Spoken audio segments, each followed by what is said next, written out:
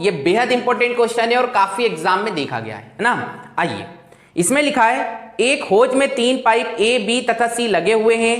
ए तथा B 2 pipe अलग अलग होज को क्रमशः 20 तथा 30 मिनट में भर सकते हैं तथा सी होज को खाली करता है। मतलब एक होज या टंकी है जिसमें 3 नल हैं, पहले 2 नल इनलेट टेब हैं और तीसरा नल जो है वो एक आउटलेट टेब है ना, मतलब टंकी के पानी को बाहर कर रहा है। और पहले जो 2 नल हैं उनका टाइम हमको दे रखा है। पहला नल एक खाली टंकी को भरने में लेता है 20 मिनट और दूसरा नल लेता है 30 मिनट और तीसरे वाले का कुछ दिया नहीं है।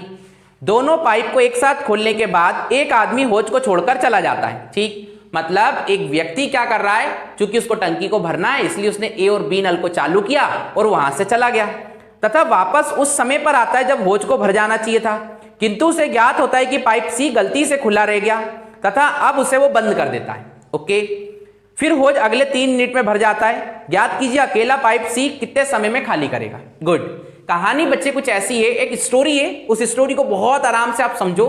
यदि वो स्टोरी आपको समझ में आ गई तो चीजें अपने आप ही सॉल्व हो जाएंगी। हो क्या रहा है मैं अपने शब्दों में बताता हूं।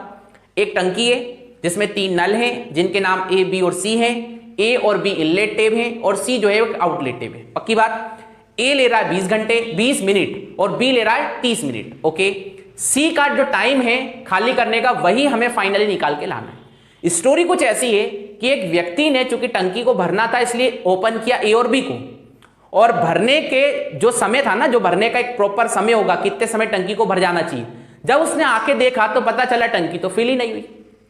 तो उसने रीजन पता किया तो पता चला यहां कोई जादू नहीं हुआ है। जो तीसरा नल था ना सी, वो चूंकि ओपन था जिसके कारण टंकी पूरी नहीं भर पाई और फिर उसने उस सी नल को बंद कर दिया और फिर अगले 3 मिनट में ए और बी चलते रहे और उन्होंने टंकी को कंप्लीट भर दिया।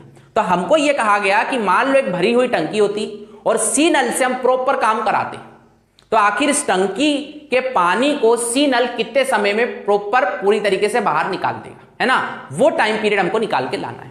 गुड, तो हम भाई अपने शब्द में इस क्वेश्चन को बनाएंगे। ए नल किसी टंकी को भरने में लेता है 20 घंटे 20 मिनट सॉरी, और बी नल कितना लेता है तो आप बोलेंगे 30 मिनट लेता है एक खाली टंकी को कंप्लीट भरने में, है ना, सेपरेटली। और सी जो है वो एक आउटलेट टेब है और उसका टाइम ही हमको निकालना है ना, जो यहां पे तो दिया नहीं। तो हम सबसे पहले टंकी की कैपेसिटी पता करेंगे। 20 और 30 का एलसीएम लेंगे तो पता चलेगा 60 यूनिट लीटर की तो वे टंकी। ओके, फिर अगला काम हमारा होगा कि हम एफिशिएंसी पता करें। तो इसकी एफिशिएंसी आएगी बच्चे 3 और इसकी आएगी कितनी 2। बात पक्की है। गुड, अब ऐसे सोचो ए की एफिशिएंसी 3 है और बी की एफिशिएंसी 2 है।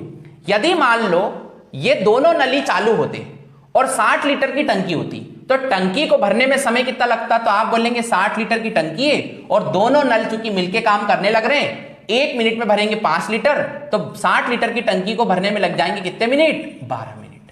बात समझ में आई? ठीक, पर 12 मिनट बाद जब वो व्यक्ति गया तो क्या टंकी भरी मिली? नहीं। क्यों? क्योंकि सी नल चालू था। फिर क्या किया, सी नल को उसने बंद कर दिया और अगले 3 मिनट में वो टंकी भर गई। तो बस यही एक मेन पॉइंट है।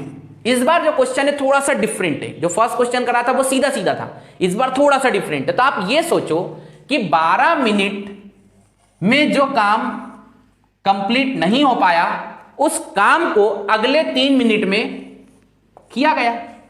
पक्की बात। या फिर ये 12 मिनट में जो काम बिगड़ा है उस काम को 3 मिनट में संभाला गया।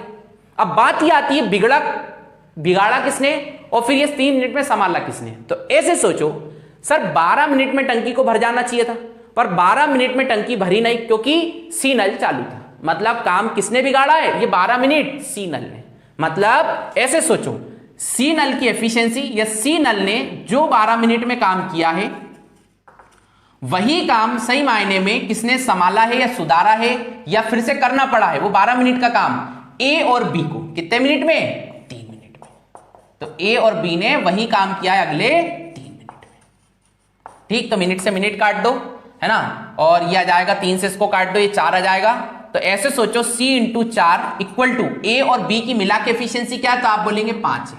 सर एफिशिएंसी तो है ये भी एफिशिएंसी, ये भी एफिशिएंसी और ये भी एफिशिएंसी है ना। तो हमको यहां से C की एफिशिएंसी मिल गई और वो क्या है 5/4 यूनिट क्या होगी इसकी, तो आप बोलेंगे लीटर पर मिनट, क्योंकि एफिशिएंसी की यूनिट यही होती है ना, तो हमको सी की एफिशिएंसी मिल गई। अब सिंपल सी बात है, हमें बोला गया है कि सी यदि नल ओपन हो और पूरी टंकी को खाली करना हो तो कितना समय लेगा। तो सिंपल सी बात है, 60 लीटर की टंकी है और काम कराओगे सी से, तो सी की एफिशिएंसी से हम डिवाइड करेंगे 5/4 से, तो 5 से कटेगा 12 बार, और चूंकि अपॉन में, ध्यान रखिएगा इकाई में अपॉन में, तो ये ऊपर चला जाएगा, तो 12 × 4 ये हो जाएगा 48 मिनट। मतलब 48 मिनट में ये टंकी प्रॉपर खाली हो जाएगी यदि सी नल ही सिर्फ वर्क करेगा तो। राइट, उम्मीद करता हूं चीजें समझ आई होंगी। ये लाइन बहुत ज्यादा इंपॉर्टेंट है। राइट, मैं एक बार फिर से इस क्वेश्चन को एक्सप्लेन करता हूं।